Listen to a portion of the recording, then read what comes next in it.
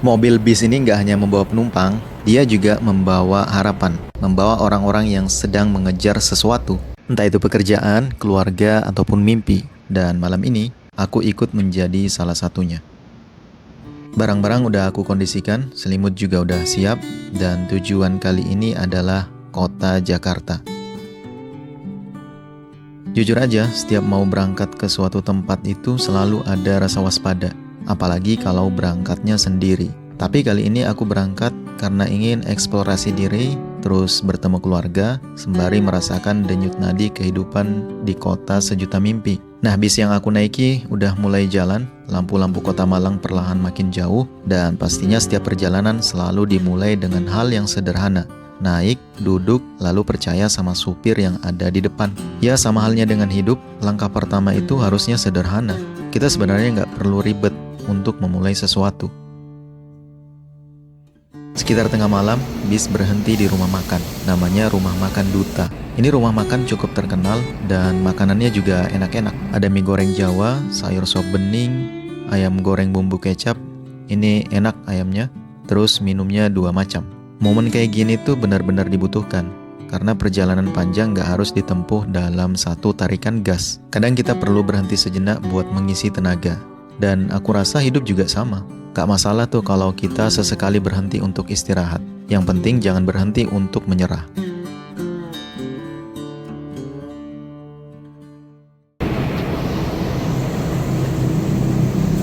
Perjalanan pun dilanjutkan lagi. Sebagian penumpang udah pada tidur, lampu kabin juga udah dimatikan.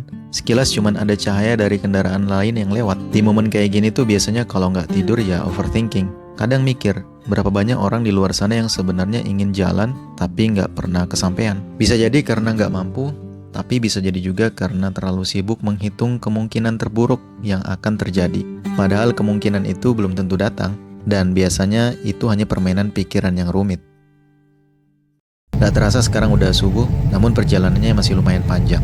Mungkin sekitar 2 jaman lagi baru nyampe terminal. Biasanya ada pertanyaan, kalau travel kayak gini tuh gimana sholatnya? Ya pastinya sebagai seorang muslim, kita tetap harus sholat, apapun kondisinya. Jadi bisa dimulai dengan tayamum, terus sholat dalam keadaan yang memungkinkan. Simple, agama tuh datang bukan untuk memberatkan, tapi untuk memudahkan.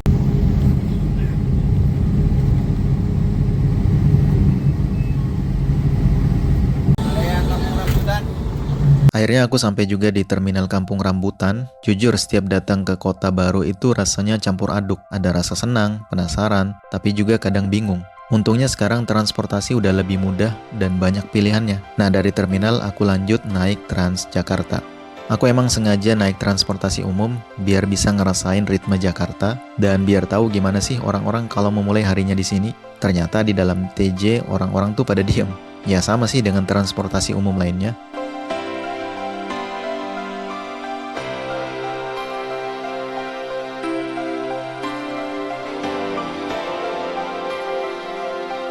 Aku turun di halte Balai Kota. Sebenarnya kalau mau ke Cikini tuh bisa turun di halte Tugu Tani. Itu jaraknya lebih dekat. Terus nanti naik TJ 6H atau 5M. Tapi kali ini aku ingin ngecek Monas dulu. Apa benar ujungnya itu berlapis emas 72 kg? Kalau benar berarti kalah dong dengan yang disita polisi kemarin. Ya belakangan ini kita miris membaca ataupun mendengar berita-berita soal korupsi. Apa bisa ya Indonesia terbebas dari korupsi? Jawabannya sih ya bisa aja. Kalau mau menggunakan hukum Tuhan.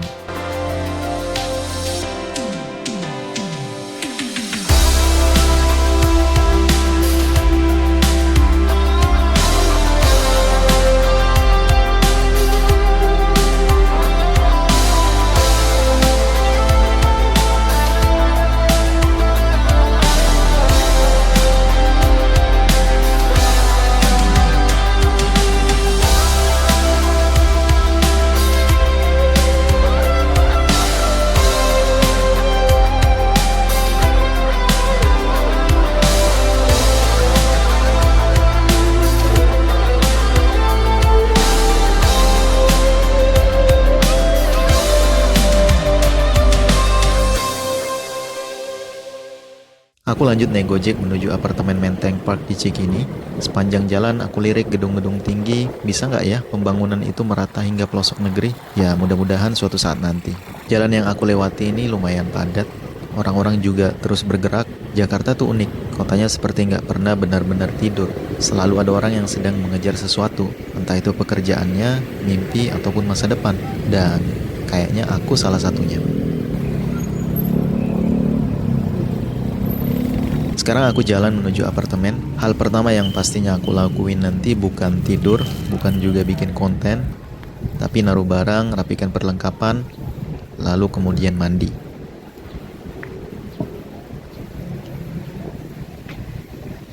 By the way, buat video kayak gini tuh ternyata nggak mudah. Banyak tantangannya. Di balik durasi beberapa menit, ada banyak hal yang nggak pernah tercapture. Seperti gimana sih cara nge-shoot yang baik, gimana biar kita nggak malu, terus nanti ngeditnya gimana. Ya kira-kira begitulah kalau mulai belajar hal baru. Tapi kalau aku nggak berani memulai, ya konten ini nggak akan pernah ada.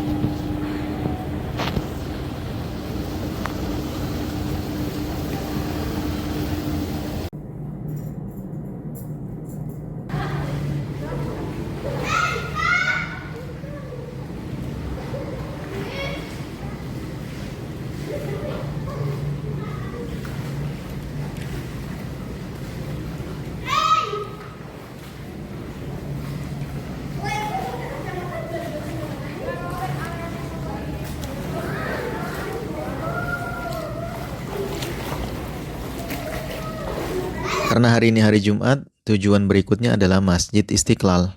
Jadi aku berangkat ke sana naik Gojek, dan kalian tahu nggak? Ongkosnya tuh sangat murah, cuman 12.000 doang. Mungkin karena jaraknya juga nggak terlalu jauh. Dan kebetulan aku juga make yang promo. Aku lupa udah berapa kali kesini, tapi masjid ini wajib dikunjungi kalau kamu ke Jakarta. Karena di tengah kota yang serba cepat, Masjid Istiqlal ini jadi tempat yang bikin kita mengingat kalau hidup tuh nggak melulu soal dunia, tapi juga soal persiapan after dunia.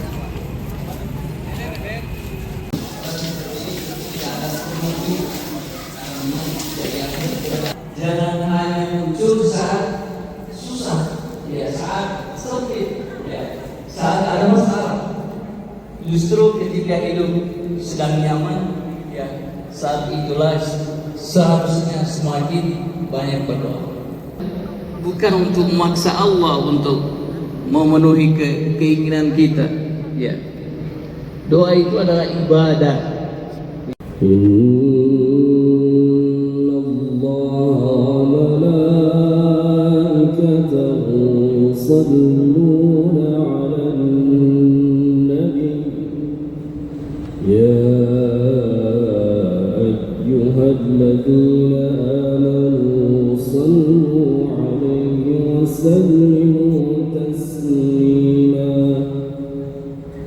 Assalamualaikum warahmatullahi wabarakatuh.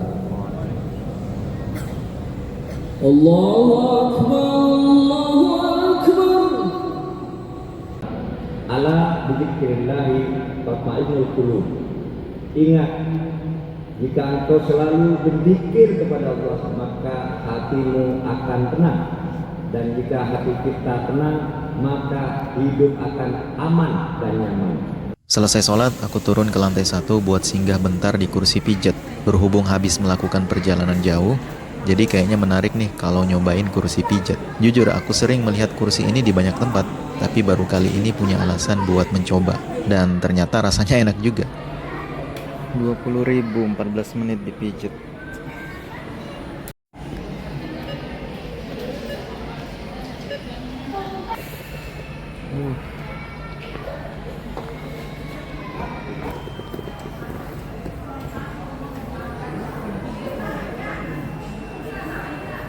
Hari ini hari pertama aku di Jakarta. Masih banyak tempat yang akan aku kunjungi. Masih banyak juga cerita yang menarik buat dikoleksi. Tapi kalau dipikir-pikir, semua ini gak akan terjadi kalau kemarin aku mutusin buat gak berangkat. Jadi hidup tuh kadang berubah bukan karena keputusan besar, tapi karena keputusan yang kelihatannya sepele, namun berani diambil. Ketika melakukan sesuatu, kita belum tentu tahu hasilnya. Mungkin berhasil, mungkin juga nggak sesuai harapan. Tapi satu hal yang aku tahu, mereka yang nggak pernah melangkah, ya nggak akan pernah kemana-mana. Kalau toh pun memang gagal, setidaknya gagal setelah melangkah, bukan gagal karena bahkan belum pernah mencoba. Jadi kalau sekarang ada sesuatu yang terus kamu tunda, entah itu bikin usaha, bikin konten, daftar kerja, atau mulai mengejar mimpi yang udah lama dipendam, Mungkin kamu nggak butuh motivasi yang rumit. Kamu cuma butuh keberanian buat mengambil langkah pertama. Karena perjalanan sejauh Malang Jakarta pun dimulai dari satu langkah keluar rumah. Dan mungkin itu bisa jadi perjalanan terbesar dalam hidupmu. Jadi, lakuin aja dulu.